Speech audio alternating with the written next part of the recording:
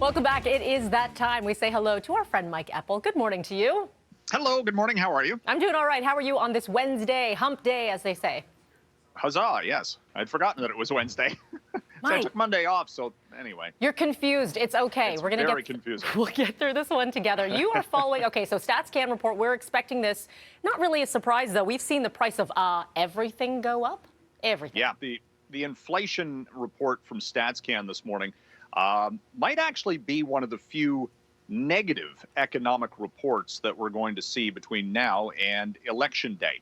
And look, the cost of living is going to turn into, as it typically does, a talking point on the election campaign trail.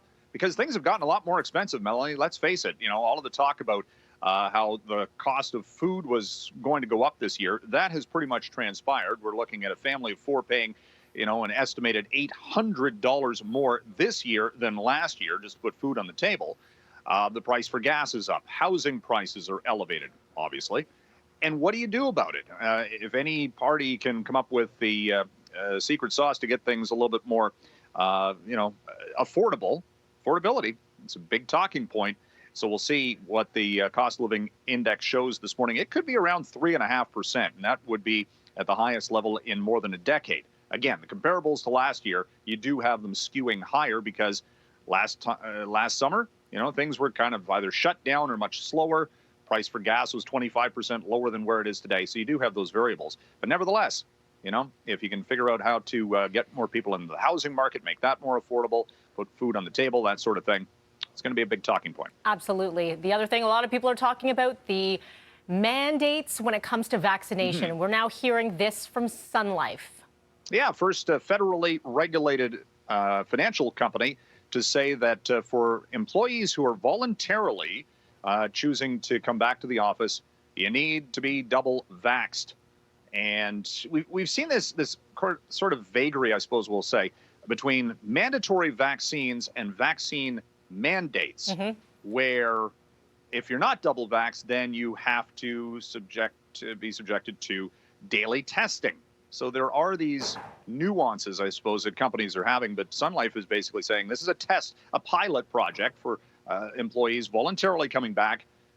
You need to be double vaxxed in this case. No ifs, ands, or buts about it. It's going to be interesting, though, Melanie, how and this is going to be a work in progress. You know, MLSE saying that if you want to go to a sporting event, you have to show proof of vaccination. What's that going to mean for the lineups going into the building? What do we show? Do we have to wave a piece of, you know, or the slip that you print out from when you got your shot? I don't know. Exactly. It's a good question in that, like, will it be technology that they'll have to scan something? Is it QR code of some sort? What will that look like? And that's going to have to come up very fast for them to be able to determine that. Very quick, because they're saying mid-September, right? Yeah, so absolutely. We're literally a month away from NHL training camp, so got to get it going. We'll talk about more on that in just a little bit. But first up, Volkswagen, of course, we're looking at the future of electric cars. What's it going to mean when you need a charge? And incentivizing people to buy electric vehicles, because you buy a new car and a lot of the companies say, well, you get free oil changes for the next 2 years. Right. Electric cars don't need an oil change. So what do you give as a bonus? Well, VW says for their ID4 electric car, they're giving free rapid charges at the Electrify Canada stops across the country for 3 years. How many stops are there?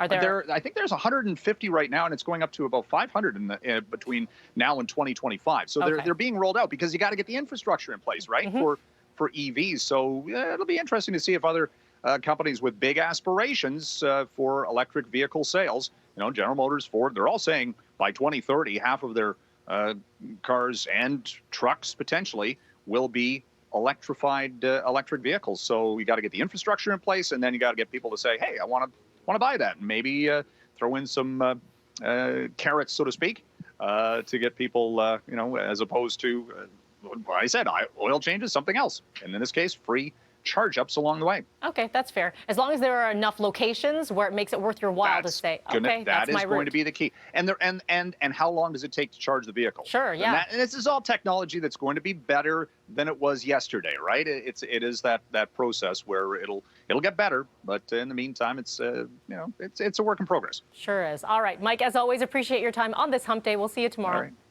See ya. Thank you. 6:18 is what we're sitting at right now, and Mike has just mentioned MLSE out with that new vaccine mandate. We'll break that down. Vaccine policy for fans going to a Leafs, Raptors, or TFC game in the future. More ahead right after the break.